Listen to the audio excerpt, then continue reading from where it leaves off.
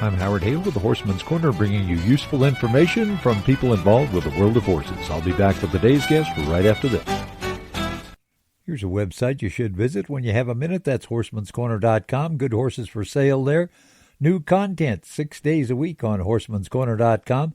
Content that I think you'll really enjoy and learn a lot from. Also, if you're looking for a place to advertise your horse business, it can be done on horseman'scorner.com for a reasonable price. horseman'scorner.com. Why don't you visit today? Fort Lupton, Colorado, horseman Mike Brashear is with us. Mike, what's the biggest thing that you see people having trouble with?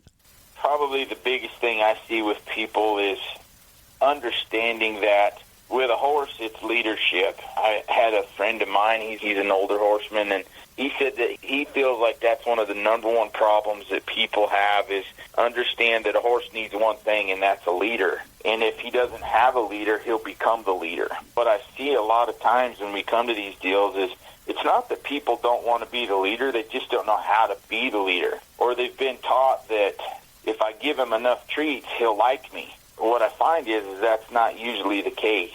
Treating on a horse like that, I'm not saying you don't ever give your horse a treat. I'm all for catching your horse up, leading him over to a bucket full of grain or a bucket with some treats, but I'm not a big hand treat guy.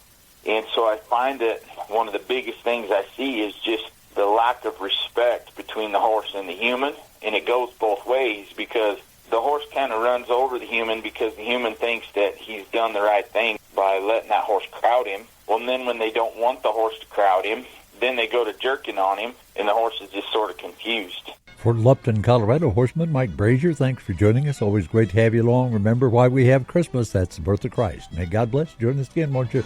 I'm Howard Hagan.